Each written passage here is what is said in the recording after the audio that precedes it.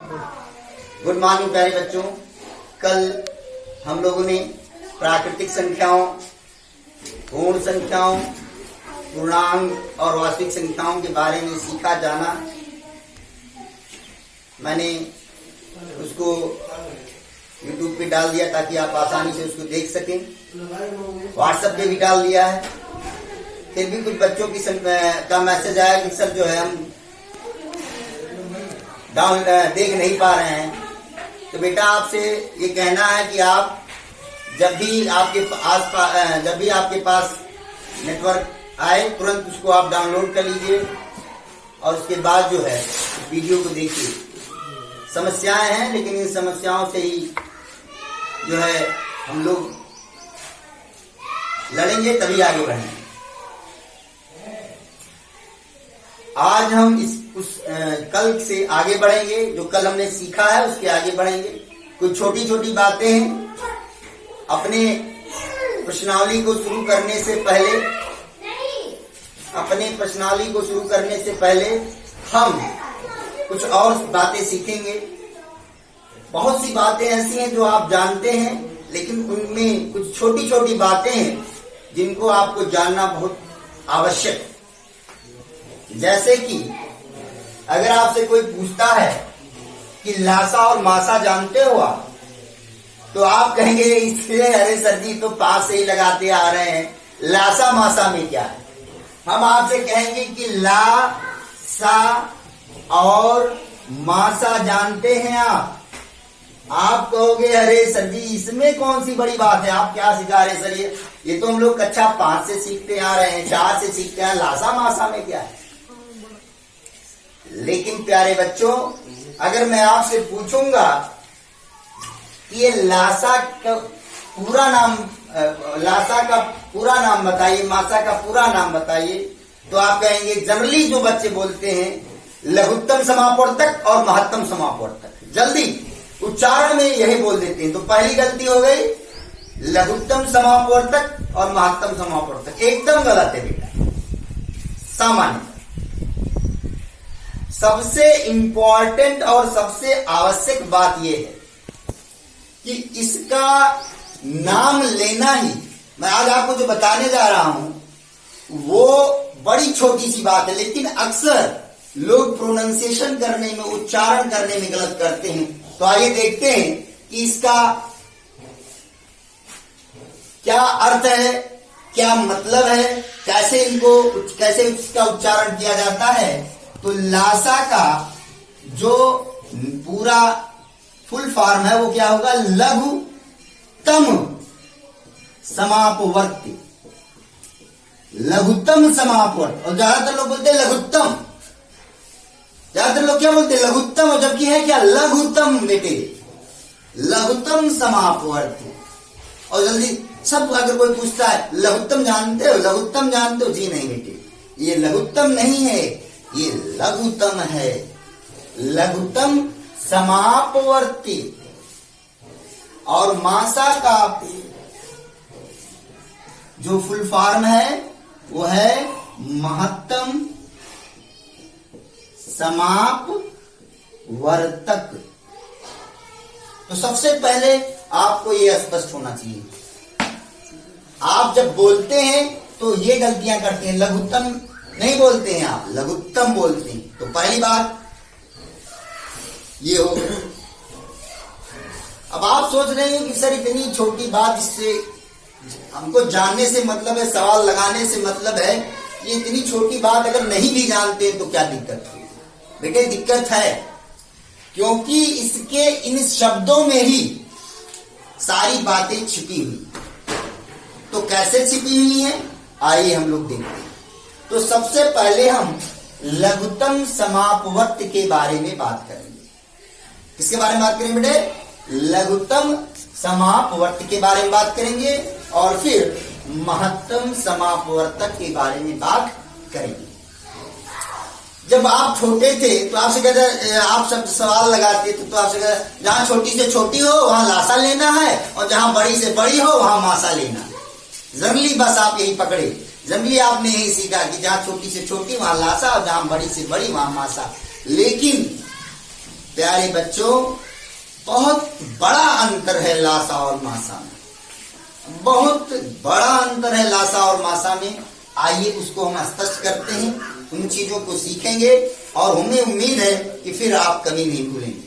तो सबसे पहले हम बात करेंगे लघुत्तम समापवर्ती पर। तो सबसे पहले हम बात करें अगर आपका 12 का अपवर्त, 12 का अपवर्त। अपवर्त क्या है? 12 का अपवर्त का मतलब 12 का गुणज, 12 का पहाड़ा, 12 या ऐसी संख्या जो 12 से विभाजित होती है। बात सुने आगे नहीं आगे? 12 का अपवर्त का मतलब क्या? अपवर्त का मतलब क्या हुआ? 12 का गुणज या 12 का पहाड़ा या 12 का ऐसी संख्याएं जो 12 से विभाजित होती हैं। तो 12 का क्या हो गया आपका? 12, 12 दूना 24, 12 तिया 36, 12 चौक 48, 12 पंचे 60, 12 छक 72, 12 सते 84, 12 अट्ठे 96, 12 नवा 108, 12 ढाई 120, 12 ग्रह 132, 12 बरे, मतलब ऐसे ही आप लिखते जा सकते हैं। ये 12 के अपवर्त। तो अपवर्त समझ में आया? अपवर्त का मतलब क्या हुआ? पहाड़ा या गुणज। ये बात आपके समझ में आ गई। अब हम बात करते हैं 18 का अपवर्त। किसका अपवर्त बेटे? 18 का अपवर्त, यानी 18 का पहाड़ा या 18 का गुणज या ऐसी संख्याएं जो 18 से विभाजित होती हैं। तो 18 का गुणज क्या हो गया? 18, 18 दूना 36, 18 तिया 54, 18 चौक 72, 18 पंचे 90, 18 छक्के 108, 18 सत्ते 126, 18 अट्ठे 144, 18 नवा 162, 18 दाएं 180, 18 ग्रह 198, डाट डाट डाट ऐसे। इस तरह से ये हो गया आपको 18 के अपवर्त। इतनी बात समझ में आ गई आपको? यहां तक किसी को कोई दिक्कत है? मुझे लगता है कोई दिक्कत नहीं होगी। अब हम लोग आगे बढ़ते हैं, शब्दों को देखिए। आप अपवर्त देखा, आपने क्या देखा? अपवर्त। अब आप देखेंगे समापवर्त। तो समापवर्ती, तो समापवर्त कौन हुए बेटे? ये दो शब्दों से मिला, बनकर बना सम धन अपवर्ती। समापवर्त किससे बना बेटे? दो शब्दों से बना, सम और धन अपवर्ती। यानी अपवर्ती हो और सम मतलब बराबर हो, समान हो। समापवर्त्य, समापवर्त्य यानी ऐसे अपवर्त्य जो समान हो। तो देखिए 12 और 18 में के समापवर्त्य कौन है? 36 यहां पर भी है और 36 यहां पर भी है। तो 12 और 18 का पहला समापवर्त्य कितना हो गया? 36। दूसरा देखिए यहां पर 72 और 72, तो यहां पर हो गया दूसरा समापवर्त्य कितना हो गया? 72। तीसरा समापवर्त्य देखिए आप 108 यहां पर और 108 यहां पर। चौथा समापवर्त्य आप देखिए 144 यहां पर, 144 यहां पर, तो हो गया 144। इस तरह से आगे मिलता जाएगा। इससे आपने क्या सीखा? ये जो समापवर्त्य हैं 36, 72, 108 और 144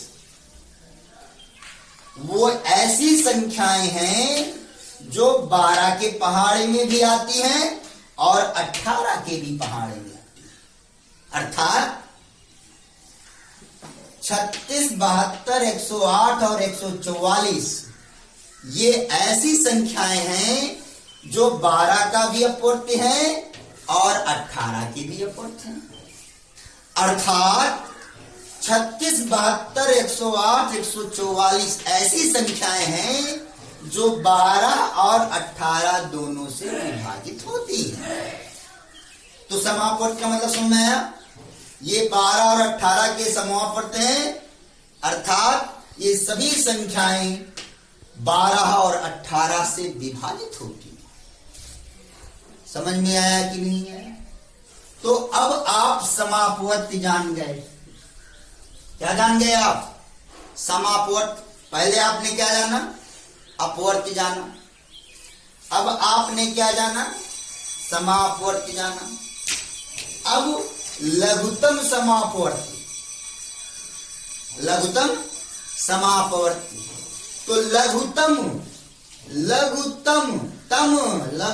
समापवर्त। तो आप हिंदी पढ़े होंगे और हिंदी में लघुत्तम का अर्थ क्या होता है? सबसे छोटा। लघुत्तम का अर्थ क्या होता है? सबसे छोटा। और सबसे छोटा कौन है बेटा? सबसे छोटा समापवर्त कितना हो गया? 36। इसलिए यहां पर आपका उत्तर आ गया 36। बात समझ में आई कि नहीं है? बात समझ में आई कि नहीं है? तो इसका अर्थ यह हुआ कि 36 वह छोटी से छोटी संख्या है। 36 वह छोटी से छोटी संख्या है जो 12 और 18 से विभाजित होती है।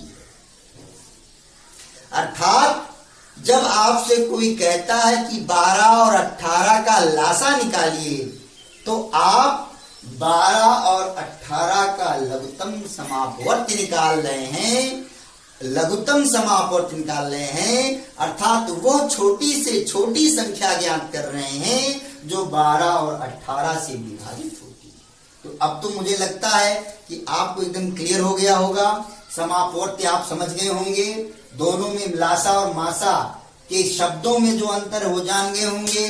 लघुत्तम नहीं बोलेंगे, लघुत्तम बोलेंगे। इसका आपको विशेष ध्यान रखना है। तो आपको समझ में आ गया? आगे बढ़े हम लोग। अब लघुत्तम समापवर्त हम जब जान गए हैं, अब आपके मन में आएगा गुरुजी जो हम लोग सवाल लगाते हैं वो क्या गलत है? तरीका क्या गलत है? जी नहीं, वो तरीका गलत नहीं है। आप जैसे 12 और 18 का लासा निकालना होता है तो आप ऐसे 12 और 18 करते हो, फिर काटना शुरू करते हो। जब आप 12 और 18 का लासा इधर से निकालेंगे तो 36 आएगा। देख लीजिए आप 2 से काटेंगे, 2 छक 12, 2 9 18। 2 से काटेंगे, 2 तिहाई 6, 2 से 9 नहीं कटेगा इसलिए 9 से उतर जाएगा। फिर 3 से काटेंगे, 3 1 3, 3 त्रिका 9, और फिर 3 से काटेंगे तो 1 आ गया, फिर 1 आ गया। अब लासा लेंगे तो कितना आएगा? 2 गुणे 2 गुणे 3 गुणे 3, 2 दूनी 4, 4 दिया है 12, 12 दिया 36। लासा कितना आ गया? 36। तो जब ये छोटे बच्चों के लिए सिखाया जाता है कि बेटा लासा ऐसे निकलता है, लेकिन आपको जानकारी ये सारी होनी चाहिए कि क्यों ऐसा हुआ, क्या कारण है कि हम लासा हमारा 36 आता है, क्या बातें हैं। तो वो बातें आपको यहां पर क्लियर हो गई, मुझे ऐसा लगता है। तो आगे हम लोग बढ़े, कोई दिक्कत तो नहीं किसी को? लघुत्तम समापवर्त को बेटा शॉर्ट फॉर्म में इंग्लिश में क्या कहते हैं? LCM। क्या कहते हैं बेटे? LCM। इसका फुल फॉर्म अगर आपसे कोई पूछता है तो जो हिंदी में लिखा हुआ है वह इसमें भी होगा। L से हो गया लीस्ट। L से क्या बेटे? लीस्ट।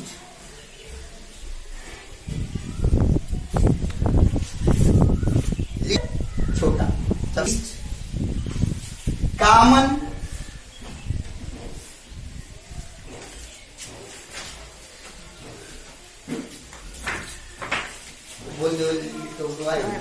एल से क्या हो गया? लीस्ट। सी से क्या हो गया? कॉमन। और M for multiple. Multiple. Least मतलब सबसे छोटा, कॉमन मतलब उभयनिष्ठ, मल्टीपुल मतलब गुणज। वही बात जो यहाँ पर हिंदी में लीज मतलब लघुत्तम, कॉमन मतलब सम और मल्टीपुल मतलब अपवर्त। लघुत्तम सम अपवर्त अर्थात लघुत्तम समापवर्ती। ये हो गया एलसीएम। आपके समझ में आ गया होगा। अब हम लोग बात करते हैं किसके बारे में, मासा के बारे में। आप इसको उतारना अगर चाहते हैं तो वीडियो को पॉज करके उतार लेंगे, फिर आगे बढ़ेंगे। चलिए हम लोग आगे बढ़ते हैं, कोई समस्या तो नहीं होगी।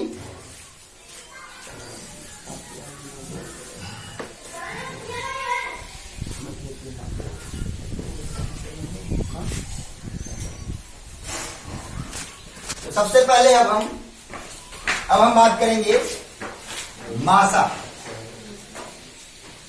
मासा महत्तम समापवर्तक।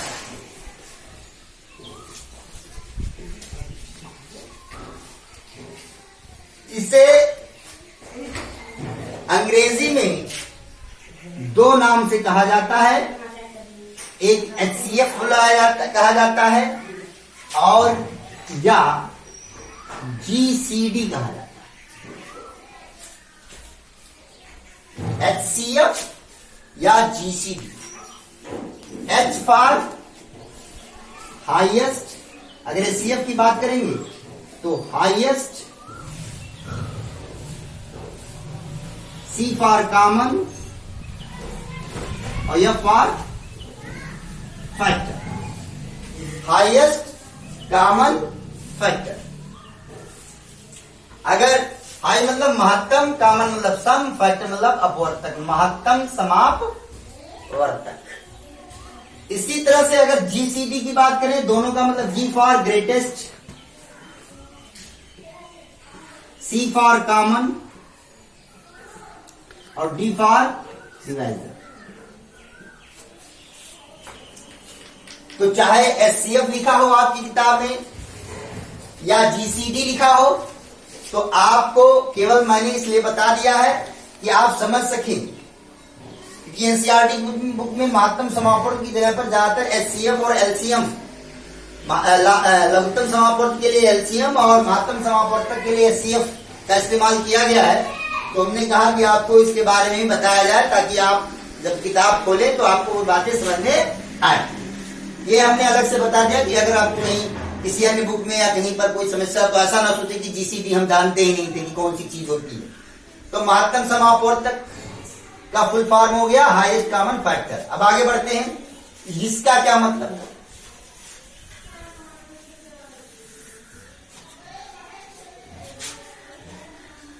सबसे पहले हम बात करेंगे 12 का अपवर्तक।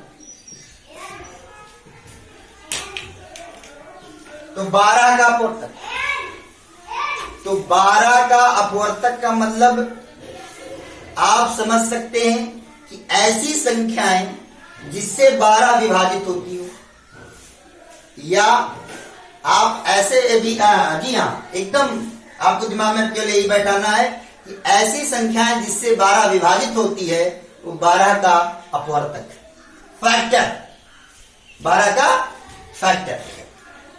तो 12 का फैक्टर कौन है? एक से तो सभी विभाजित होते हैं। दो छक 12, इसलिए 2 भी 12 का अपवर्तक है। 3 भी 12 का अपवर्तक है। क्यों? 3 चौके 12। 4 भी 12 का अपवर्तक है। क्यों? क्योंकि 4 क्या है? 12।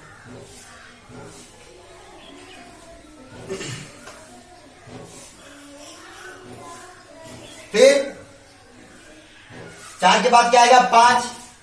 तो क्या 5 से 12 विभाजित होगा? जी नहीं, इसलिए 5 अपवर्तक नहीं होगा। 5 के बाद 6 से 12 विभाजित, 6 दूनी 12। और सबसे अंतिम जो अपवर्तक होगा वो क्या होगा? 12 क्या? 12। तो 12 के क्या अपवर्तक हुए? 1 2 3 और 4 हुआ, ये 6 हुआ, ये 12 हुआ। ये 12 के अपवर्तक हो गए। अब बात करते हैं किसकी, 18 के अपवर्तक की। 18 के अपवर्तक यानी ऐसे संख्याएं जिनसे 18 विभाजित होती है। ऐसी संख्याएं जिनसे क्या विभाजित होती हो, 18 विभाजित होता है। तो 18 किससे विभाजित होता है, 1 से विभाजित होता है। 18 किससे विभाजित होता है, 2 से विभाजित होता है। 18 किससे विभाजित होता है, 3 से विभाजित होता है। 18 किससे विभाजित होता है, 6 से विभाजित होता है। 18 किससे विभाजित होता है, 9 से विभाजित होता है। और 18 किससे विभाजित होता है, 18 से विभाजित होता है।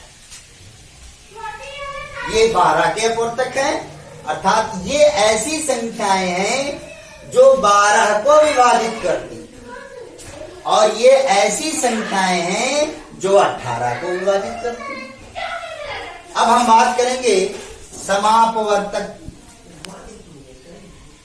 किसकी बात करेंगे, समापवर्तक।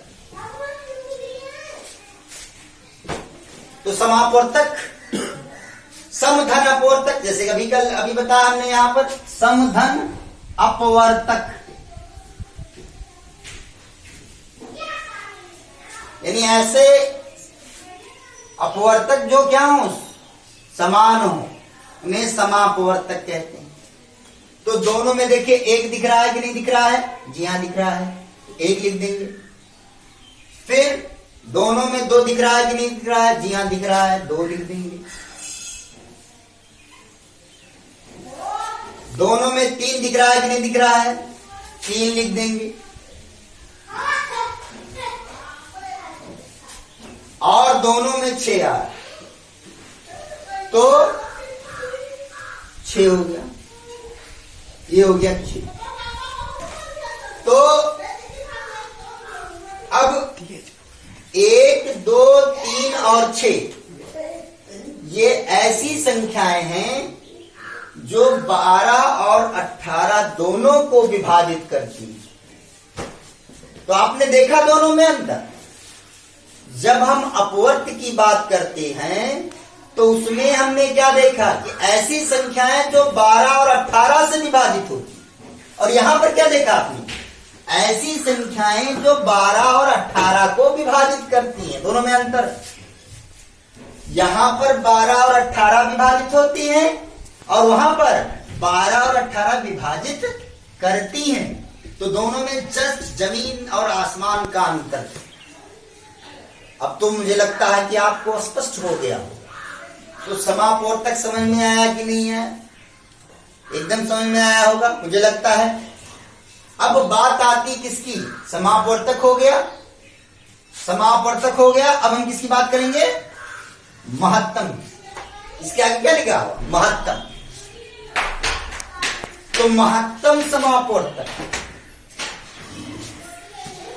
महत्तम का मतलब क्या होता है,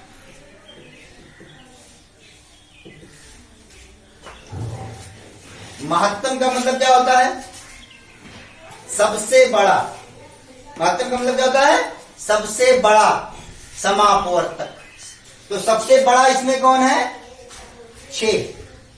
1 एक ऐसी संख्या जिससे 12 और 18 विभाजित होती है। 2 एक ऐसी संख्या जिससे 12 और 18 विभाजित होती है। 3 एक ऐसी संख्या जिससे 12 और 18 विभाजित होती है। 6 एक ऐसी संख्या है जो 12 और 18 को विभाजित करती है। लेकिन 6 सबसे बड़ी संख्या है जो 12 और 18 को विभाजित करती है। इसलिए 12 और 18 का जो मासा होगा वो 6। अब तो आपको स्पष्ट हो गया होगा, अब तो आपको क्लियर हो गया होगा कि 12 और 18 का मासा 6 कैसे होगा। अगर आप मासा का लगाने का तरीका जानते हैं तो मासा निकालने का, मासा का 12 और 18 का जो मासा आएगा वो 6 के बराबर। वो पुराने तरीके थे जो आपने मासा निकालने के सीखे हैं। अब हम लोग कक्षा 10 में पहुंच गए हैं, इसलिए हम यहाँ पर नए तरीके सीखेंगे। लेकिन अभी थोड़ी सी देर के बाद, अभी हम लोग छोटी छोटी बातों को, पहले अपनी बेसिक बातों को सीख रहे हैं, जिससे हम जब सवाल लगाएं, जब हमारे मन में मासा और लासा के बारे में बात हो तो हम कल्पना कर सके कि क्या है ये चीज, कौन सी बात है। आगे बढ़े हम लोग। मुझे लगता है कि अब आप लोगों को क्लियर हो गया। मेरे मन में यह है कि एक और सवाल मैं आप लोगों को लासा और मासा का बता दूं, जिससे आप एकदम और स्पष्ट हो जाएं कैसे निकलेगा ये, कैसे इसका कॉन्सेप्ट है। तो फॉर एग्जाम्पल एक और उदाहरण ले लेते हैं। 12 का अपवर्त तो आप सीख ही चुके हैं। 12 का अपवर्त क्या होगा बेटे? 12 24 12 36, 12 चौक 48, 12 पंचे 60, 12 छक 72, 12 सते 84, ऐसे लिखते जा सकते हैं आप, तो दिक्कत तो नहीं होगी। ये मत सोचे कि पहाड़ा चूंकि 10 तक का है तो गुरुजी 10 के आगे भी जा सकते। जी हाँ, जा सकते हैं बेटे। 11 जाइए, 12 जाइए, आपकी इच्छा के ऊपर निर्भर, कोई दिक्कत नहीं है। अपवर्त का मतलब गुणज होता है। आगे बढ़े हम लोग। अब बात करते हैं 16 का अपवर्त।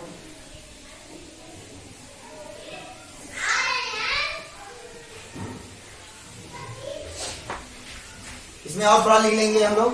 12 के 96, 12 9 108, 12 दाई 120, 12 ग्रही 132, 12 बरही 144 डाट। अब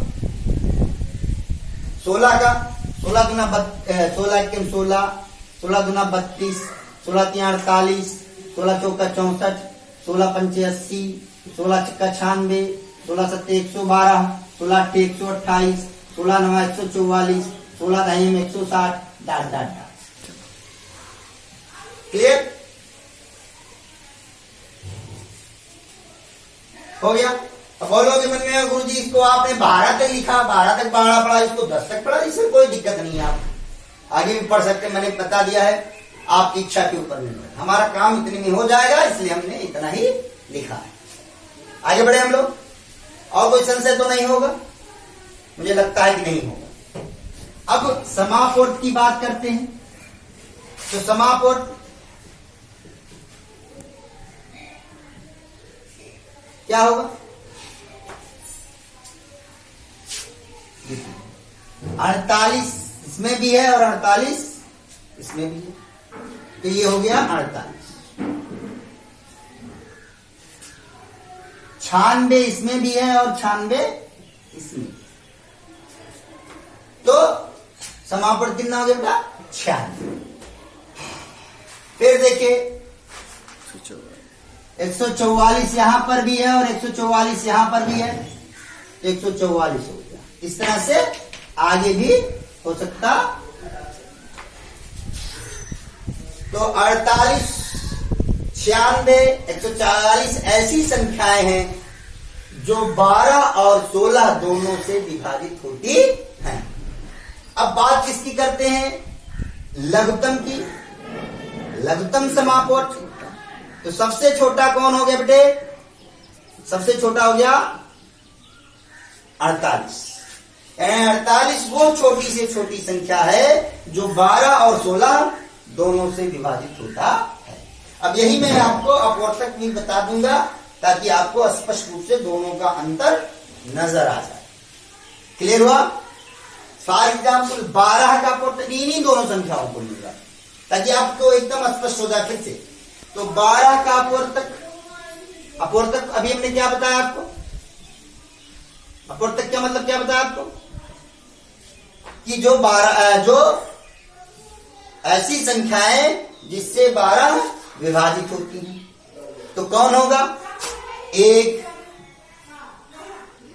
2 से 12 विभाजित होती है, 3 से 12 विभाजित होती है, 4 से 12 विभाजित होती है, 6 से 12 विभाजित होती है और 12 से 12 विभाजित। क्लियर होगा बेटे? अब हम बात करेंगे 16 का अपवर्त। इसकी बात करेंगे 16 का अपवर्त, यानी ऐसी संख्याएं जिससे 16 विभाजित होती है। तो कौन है बेटे? 1 है, 2 है, फिर 4 है, 4 से 16 विभाजित होता है, 8 है, 8 से 16 विभाजित होता है, और 16 है, 16 से विभाजित होता है। अब अगर इनका क्या निकालना है? समापवर्त। तो समापवर्तक क्या हो गया बेटे? समापवर्तक क्या हो गया? जो दोनों में, सम मतलब समान और अपवर्तक मतलब जो विभाजित करते हैं। तो दोनों में कौन है बेटे? एक है, तो आप यहां पर लिखेंगे एक। दोनों में दो है कि नहीं है? तो आप लिखेंगे दो। दोनों में चार है कि नहीं बेटे? तो आप लिखेंगे चार। और कुछ दिख रहा? और कुछ मिल रहा है? जी नहीं, और कुछ नहीं मिल रहा। तो ये हो गया महत्तम समापवर्तक, समापवर्तक। अब हम किसकी बात कर रहे हैं? महत्तम। तो महत्तम का मतलब क्या हो गया? जो सबसे बड़ा हो। और सबसे बड़ा कौन है बेटे? चार। सबसे बड़ा कौन है? चार। तो देखा आपने, यहां पर 48 वो छोटी से छोटी संख्या है जो 12 और 16 से विभाजित होती है, जबकि यहां पर 4 वो बड़ी से बड़ी संख्या है जो 12 और 16 को विभाजित करती है। तो दोनों में अंतर हुआ बेटा कि नहीं हुआ? फिर से सुनेंगे एक बार। 48 वो छोटी से छोटी संख्या है जो 12 और 16 से विभाजित होती है। 4 वो बड़ी से बड़ी संख्या है जो 12 और 16 दोनों को विभाजित करती है। अब तो आपके समझ में आ गया होगा, मुझे लगता है कोई कंफ्यूजन नहीं होगा। अब हम लोग आगे बढ़ते हैं, सीखते हैं, जानते हैं और पूछते हैं। वो भी आप लोग सीखे हुए हैं, लेकिन उनमें भी बहुत सी बातें आपको सीखनी है, जाननी है, समझनी है। चलिए हम लोग उस पर भी चर्चा करते हैं।